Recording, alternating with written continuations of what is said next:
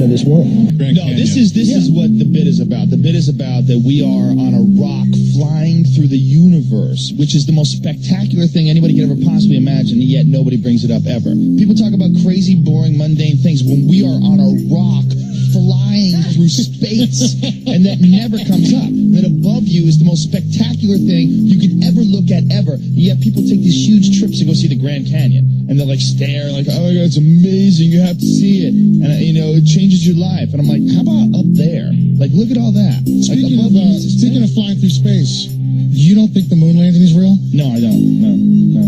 Do you? Yeah. Why do you think the moon landing is real? Why don't you tell me why? I saw it on television. Oh, you're a genius. Oh, beep that. Hit Okay, that. we'll bleep it. No, it's okay. We got That's genius. You saw it on TV? That's awesome. I'm going to show you some CGI. I'm going to show you King Kong. I saw that on TV, too. There's an 80-foot gorilla. He's running around kidnapping white chicks. You should check it out. 1972 was the last time a human being has been through the Van Allen radiation belt. 1972. That's the last time. There's been only 7 trips ever that human beings have ever gone past 400 miles. Every single space station mission, every space shuttle, every satellite, all of those are inside the protective Van Allen radiation belts, which start at 1,000 miles. They go from 1,000 miles to, depending on who you ask, if you ask NASA, 24,000 miles. If you ask James Van Allen, the guy who discovered it, it's 67,000 miles of intense radiation that's in a gigantic donut band that covers around the Earth. Now, even if you got outside of that band, you have to deal with solar cycles. There's the apex of a 20-year solar cycle was between 1969 and 1972. All the time when these guys are making those missions. Any one of those guys out there in those tiny little aluminum shielded crafts would have been killed instantly during any solar flare. Why fake it? Thank you, guys.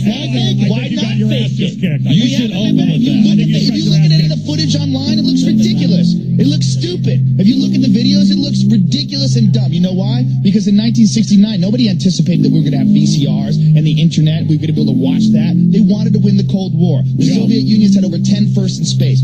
First man in space, first woman in space, first, they had everything. First dog in space. They had first satellite. They were so much more advanced than the Americans were. But the Americans were more advanced in trickery. And that's what they did. They figured out a way to fake it. That's why when Neil Armstrong got back, first of all, he went insane. They went into a deep depression. So did Buzz Aldrin. He became a huge alcoholic. He gave no interviews. Neil Armstrong still to this day will not give interviews. He gave one speech that he gave at the 25th anniversary of the moon landing. And this is what he said in front of America's best honor students. He said, "We have here amongst us America's best and brightest." And the quote was, "You will achieve many great things if you could peel away one of truth's hidden layers." That's a speech this guy gives standing in front of the top honor students of the country. Not, "I went to the moon." He doesn't say that. He gives this cryptic speech. Now, Bill Clinton, in page 100, I think it's 156 of his book, My Life, he gives this story about how when he was a kid, he was working with this carpenter. And this carpenter said, "I don't believe man landed on the moon." It was 3 months after the moon landing. And he said, "I thought that guy was ridiculous." He said, "You know what? I don't believe anything those TV fellows show you."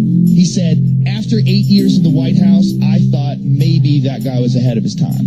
Wow. This is in Bill Clinton's autobiography. Wow. This is in his book. There's no way people went on the moon. There's no way. It's impossible today. China wants to go back to the moon. They don't even have a clue how to do it. They're going to try to get there in 2020. America thinks we could possibly go back in 2017.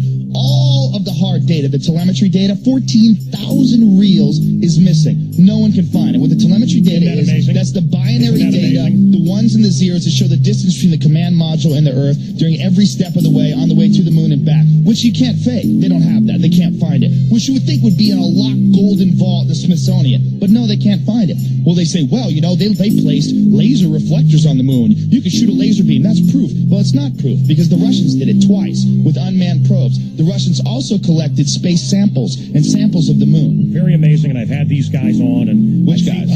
The different guys on the internet that are behind. There's a lot of guys, and I've debated that one guy, that Phil Plait from Battersea. I clown that guy. The guy that gets in every astronaut's face. Well, that guy's crazy Christian, and he's nuts. Which is, you know what? You have to be a little crazy to look that deep into this theory because it seems so solid. We went to the moon. It seems so solid until you look into it. But here's the only thing. We can't keep anything quiet in this country. It doesn't matter.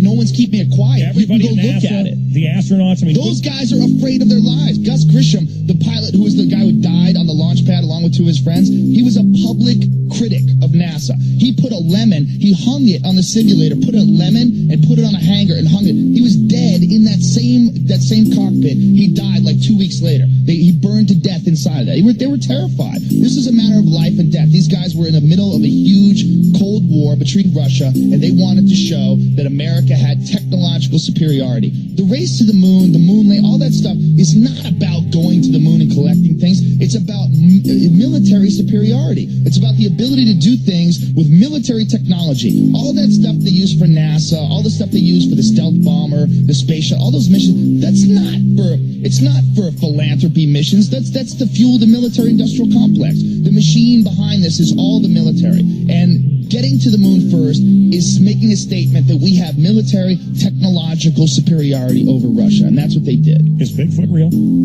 I don't know. You tell me.